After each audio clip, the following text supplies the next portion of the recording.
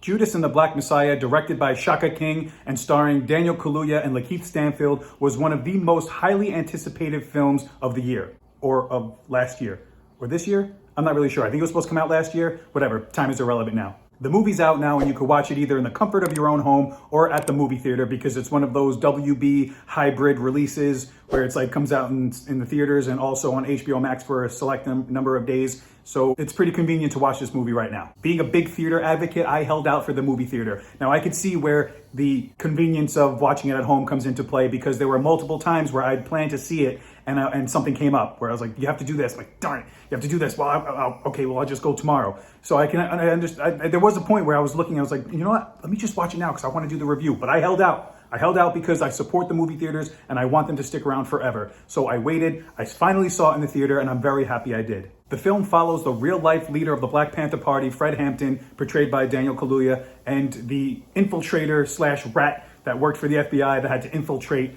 the Black Panthers, Bill O'Neill, played by Lakeith Stanfield. Judas and the Black Messiah is an eye-opening experience for me. Not because it portrayed a young man infiltrating a dangerous organization. I mean, we've seen that before. How many times have we seen things like Donnie Brasco or how they flipped Henry Hill in Goodfellas? The guys ratting out on the larger organization type trope, we've seen that multiple times before. But this one was a little bit different for me because of the specific organization that he was infiltrating and the portrayal of it. I was always taught that the Black Panthers were a domestic terrorist group focused solely on violence to push their political agenda. As even the movie says, there's a part where they say the Black Panthers are no better than the Klan. So I never saw a movie like this that handles the Panthers with not only nuance, but sympathy as well. There's a famous saying that says there's three sides to a story. There's one side, there's the other side, and then there's the truth.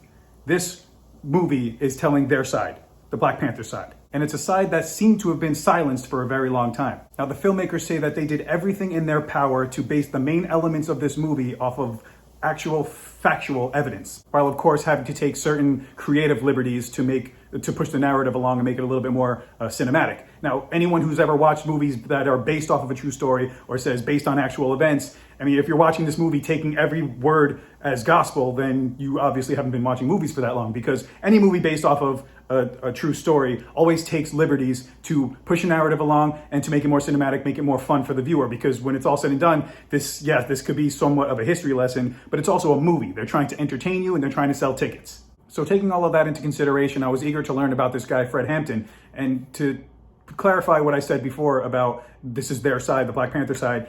If you're taking all your news from the mainstream media or back in the day of what the government was telling you, then yeah, they were saying that the Black Panther Party was a group of domestic terrorists. They were extremely violent and they probably celebrated what had happened to the main character. But in this movie, coming from the people that knew him and the families, they show a different side to this man.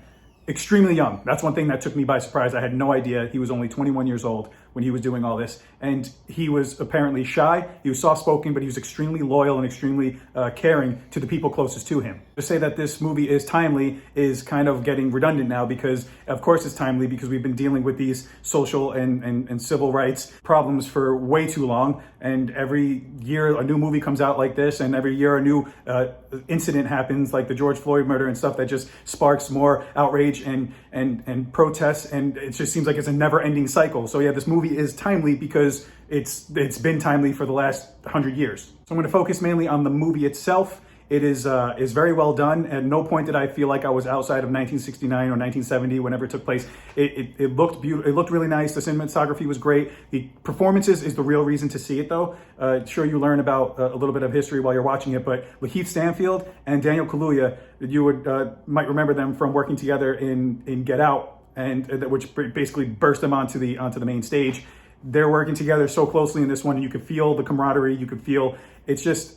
Their performances were so strong and so captivating that it really keeps you hooked inside the story, even at the slower moments, because there are parts where it really slows down and it gets intimate, and it just keeps you in it because these guys are phenomenal. Whatever accolades come their way, they deserve it. I actually read an interview with Lakeith Stanfield that said he actually had to go to therapy for a little bit after portraying this character of Bill O'Neill because of how much it tortured him and how much he put into this role of this person he completely did not agree with. And if I could support Lakeith Stanfield in any way, I do, because here's a shameless brag. I met him at my bar once. He came in, just wandered in for a drink because he was shooting around the corner, and we had a conversation. Like, he actually had a conversation with me, which was nice. I had all these questions because I'm a wannabe actor and filmmaker and all this stuff. So he actually sat down with me and spoke it out, talked about his career, talked about things.